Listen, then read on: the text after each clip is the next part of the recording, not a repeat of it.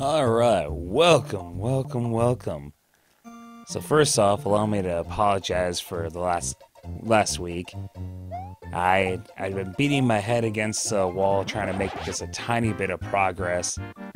And jeez, I am awful about talking these things. I just get so zoned out, focused on this, which makes it even more embarrassing how poorly I do. And speaking of poorly, you can see me. Look at all those extra lights I just got. But, yeah, I kind of zone out. I don't talk much because I know I'm going to be trimming a lot as I fail so much. And so I had this idea of basically recording a lot on the weekend and then just trimming it down to my successes, my failures, which, once again, look at that. Just look at that. And then doing a voiceover, just talking about, I don't know, something, anything. We'll see. But in this video, I do learn a few things, such as I'm awful at this mini game. And later in the video, I learned that you never fly in an auto-scrolling level. That's very important. But we'll get to that later. Well, anyways, so last week was supposed to be my first time doing this, but I could tell at work, like, this is definitely not a good day for this. I'm out of it. I'm frustrated. Like, I need something I can pop in, play for like 20 minutes, just laugh at the stupidity, and then just throw online with very little editing. Oh, and if you're thinking, geez, he's finally done with that Lives mini game, yeah, that probably wasn't even half of them. I failed so much. Now, I'm pretty sure all Ghost House have a second exit, and it took me a second to remember how to do this one. I have forgotten so much from this game. I actually haven't, before this playthrough, I haven't spent a ton of time with this game, basically since like the early 2000s. Nice. During the 16-bit era, I had a NES. I've talked about this in other videos on my channel. I jumped right from the NES to the PlayStation. In the late 80s, I had like a neighbor and had cousins that had NESs. Like, I was playing it all over the place. In 1990, my parents got me my own NES. And, you know, even though the rest of the world had moved on, I was perfectly thrilled with I had my Legend of Zelda. It's like my all-time favorite game. I had Mario 3, I had Double Dragon 2, Mega Man 2. Like, I had some good experiences, so I was doing fine. But if I wanted to play other things, I had a bunch of friends that had like Super Nintendos or Sega Genesis. I had there were various places, stores and whatnot that I'd occasionally be able to go to. Actually, while thinking about this video, I kind of realized that I associate a lot of places in my childhood with specific games. Like, yeah, I had a cousin who had NES, and we played a lot of Double Dragon. The Double Dragon 1 on the NES because we liked playing the fighting game. Or another cousin had Super Nintendo, and we played a lot of Mighty Morphin Power Rangers. There was like one friend, like a kid in town my sister babysat for, played Sonic 2 with him. I can remember, like, there were hotels where there would be like a controller set up to TV and you could rent games. I remember my parents let me rent a game once at one of those, and that was the first time I'd played Legend of Zelda: Link to the Past. And actually, going back to the Double Dragon franchise, there was a house, it was just down the street from the elementary school I went to. They babysat for a lot of people in the town, a very small town. And so sometimes, like, if a parent was going to be working and not going to be home in time for their kids, their kids would go to this house until their parents got home. And so, like, some of us would just go over there and hang out anyways. And their kid, he was also a big fan of Double Dragon like me. And for some reason, both of us were like in love with the Double Dragon cartoon, which is awful. I remember watching episodes of that cartoon there. I remember me having some of the action figures, him having some of the action figures. I remember playing the Double Dragon 5 The Shadow Falls video game, which is an awful fighting game based on that cartoon. Like, my word, I associate Double Dragon with that house so much. And then their neighbor, he was a cool kid. He had a ton of Legos, but that's a different story. But anyways, so yeah, I didn't spend a ton of time with Mario World, but I got to play here and there because I had friends that had it. It wasn't until in the 2000s, the church I went to at the time, they had a pretty decent youth group going. And so one time they had this challenge, it's bigger and better. Broke us up into little groups. And the church was located in between a handful of small towns. And so each group was given like a quarter, I think. And you just go household to household, asking like, hey, would you be willing to trade this for something bigger and better?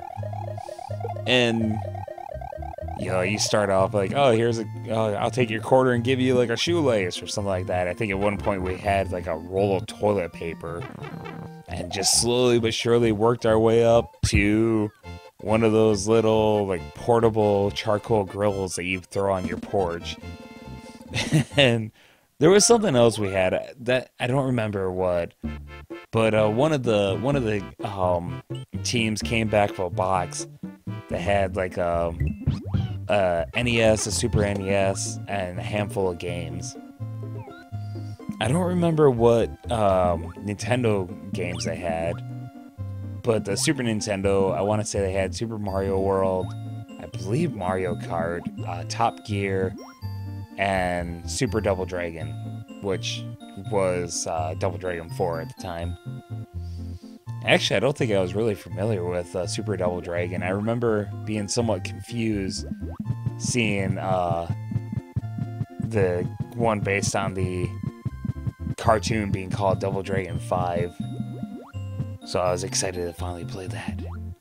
But anyways, yeah, so now we had video games in our youth group building. And sometimes before youth group or like after church service, we'd go out there and play some games. And then a couple years later, they were kind of cleaning out, and they had the games boxed up, and they looked over at me like, hey, you want to take these? Sure. I mean, at that time in my life, I was kind of in this mindset of, gotta look forward in video games. Forget the past. The good stuff is yet to come. But, I enjoyed some of those games, so I wasn't going to turn down free video games, of course. So I took those home. My brother and I played a lot of Super Mario World, and that was the first time I started making, like, legitimate progress. There's a nice failure. Started making, like, legitimate progress in the game. Got pretty good at the game. Never did beat it, though, but I want to say I got to the area, like, before Bowser's Castle. The zone or whatever it is. I don't remember anymore. And then I don't know what happened to that Super Nintendo. I know I had some old consoles and whatnot that I like gave to other people. I know I had some that I sold to other places. I don't remember what happened to that Super Nintendo though. But like I had said, at that time I was kind of a full-fledged, like, gotta move forward. And so, even though I played a lot of Super Mario World, I was focused on my PS2. Yeah, and at one point I had a Xbox because I wanted Fable and I wanted Chronicles of Riddick. And then, I don't remember exactly what it was. I think it might have had a speeding ticket or something. When I was a teenager, I was kind of an idiot and sped nonstop and got pulled over a lot. Although, ironically, every time I got pulled over for speeding, I didn't realize I was speeding at the time. Like, I just wasn't paying attention. I'd see the cop look down, like, oh crap, I'm going fast. When I was intentionally speeding, which there was plenty of time that I was, no cops around. So anyways, I got pulled over a lot, got a couple tickets, and and I want to say it was I had a ticket and I didn't have the money to pay it off, and so I sold my Xbox and the few games I had to a friend to get the money I needed to pay off the ticket. It was basically I had a lot more games for PlayStation 2, plus I was a huge Metal Gear Solid fan, like obsessed with Metal Gear Solid, and so I wanted to keep the console that had both 2 and 3. So then I was down to just the PS2 again, and then I don't know how long after that in high school, there was a classmate who had a Dreamcast and he was selling it pretty cheap, only had a couple games with it. I'm just like, alright, screw it. Never played a Dreamcast before, I'll take that. And so took that home, played it a couple times. I think it had like a UFC fighting game and a racing game that I want to say was called Pods or something like that. Played that a couple times, boxed it up, threw it in the basement, kind of forgot it existed. After high school, I moved down to Florida with my brother for a while. I was there for almost 4 years. And I took my PS2 down there, bought more games down there. I had a huge collection of games for it now. Moved back up to Michigan. And in 2009, I traded in my PS2, and I think I had still like 60 games. Got a PS3 and Oblivion and Far Cry 2. And as much as I enjoyed those games, this was kind of the first time I was like, man, maybe I shouldn't be rushing so fast into the future for video games, because I had a ton of experiences and now I have a couple experiences. But I had fun with those games. I started expanding my PlayStation 3 library. I briefly moved out, like the first time, completely on my own. It took me a minute to secure a permanent job, so I'd like move out briefly, and then move back in with my parents. Move out, move back in with my parents. And I finally got like a good job that lasted a while. I was able to afford to permanently move out. But one of the times I attempted to move out, someone I know, they bought their first house, and so I moved into their old trailer and finished off their lease for them. And one of the times I went home to visit my parents, I found that old Dreamcast. Like, oh, screw it, might as well take this back and plug it in, you know, spend some time with those games. I was having fun. I was thinking, like, you know, it might be fun to start digging through, finding some old Dreamcast games. I bet there's some hidden gems on that console. And that thought lasted a moment, then it's just like, I don't feel like it. Like, I might as well just sell this, buy a new PS3 game. And so that's what I did. And I don't remember exactly how long it was after that. It took me a long time to beat that castle. Anyways, like a year, it might have been a year or two after that, I started watching Game Informer's Replay. I was slow to get into it because, like, in the magazine, they had a retro review section, which was fun to read from time to time. I assumed Replay was just that, so I'm like, well, I don't really feel like watching a video version of a magazine article. And so I just skipped it, and then one day they had an episode on Friday the 13th on NES. I was like, ooh, that's a game I've always wanted to play. And so I decided to watch that episode. And that's when I realized, oh, this isn't just like a review. This is like a group of guys just sitting around joking, playing an old game, having a good time. Like, it was my intro to the whole Let's Play world. I was like, this is awesome. So I went back and like started watching episodes on games I either owned as a child or games that I had always wanted to play and never got the chance to. And yeah, eventually I just went through and watched everything. And they did a bunch of Dreamcast episodes over time. I started realizing, like, man, I shouldn't have gotten rid of that thing. Like, there's some awesome experiences that were only on Dreamcast, like Blue Stinger, Illbleed, games that almost had a Xbox release. Some things are just not meant to be. I would so love to get a re-release of those games. I love those games. So I knew regret. I had a Dreamcast. I no longer had a Dreamcast. Until I went out and bought another one.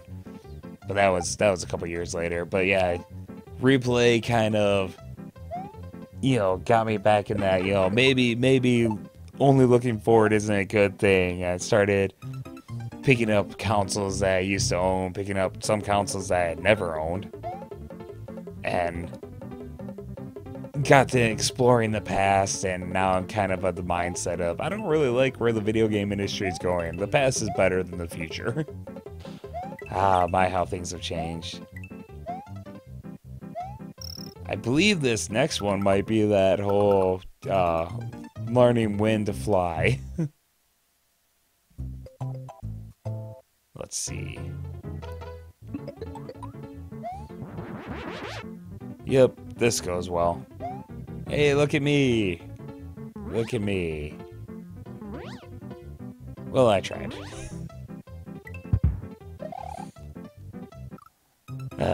Just run right off the edge there. Alright, I got a few minutes left. Oh crap, I just lost my thought. Train of thought just right out the door. Right out the door.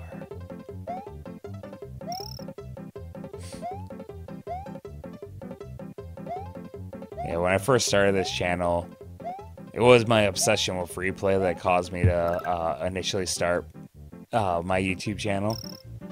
And like my first few episodes are just literally me sitting in front of a camera pointed at my TV. Like I'm off camera, sitting beneath it, and I was playing the mercenary mode on Resident Evil 4, which I need to unlock the mercenary mode because I want to go back and do like kind of a a redo a video on that. It's been a long time since I played that mode, but I did 2 of them. They're both really short videos, and yeah, as part of the Facebook group for Replay, I posted them on there like, hey guys, I made my own video, and like most of the people were encouraging, like, hey, yeah, gotta start somewhere. And one guy's like, dude, you need to invest in a capture card. And someone was like, dude, like, calm down, like, not everyone can afford a capture card. And then there's me, like, what the heck's a capture card? So didn't want to look like an idiot, so I run over and Googled it, and like, oh wow, so that's how people, get footage that doesn't look like absolute garbage. And so I got myself a capture card, started goofing around with it, figuring it out, recorded a couple videos. Like my first few videos I recorded, I think I basically just erased like my first 2 or 3 videos.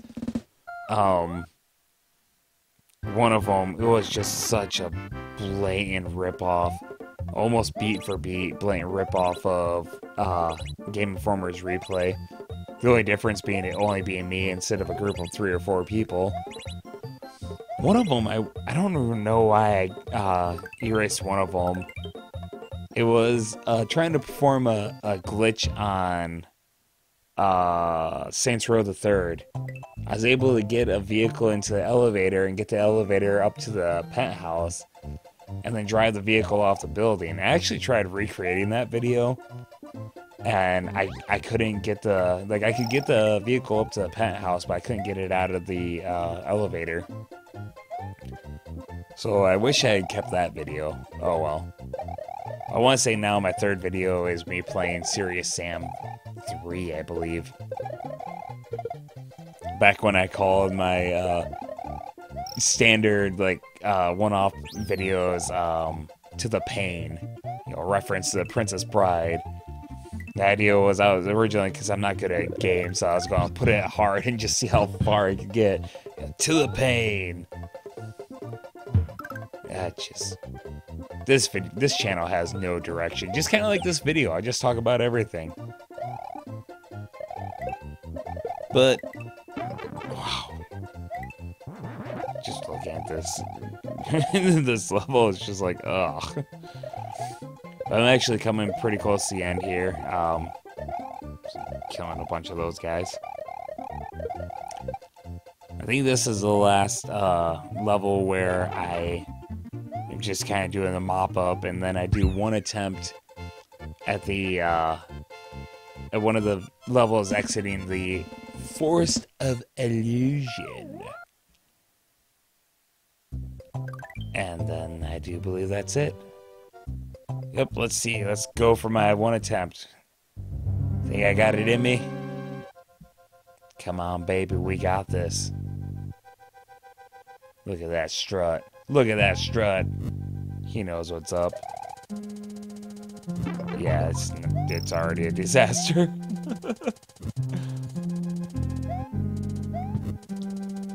Alright, looking good. Recovered well. Oh, look at that. Changing direction like a champ.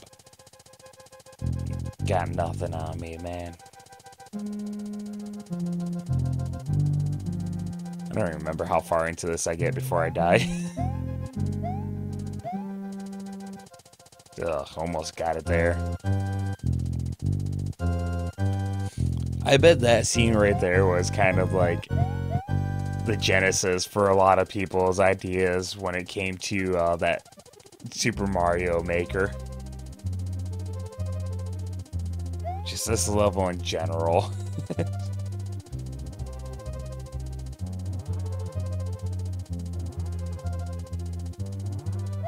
Alright, and oh, I remember how I die now. Yep, there we go. Well, that does it, so thank you very much for joining me. I hope you had as much fun as I did, and until next time, my dear friends, till next time.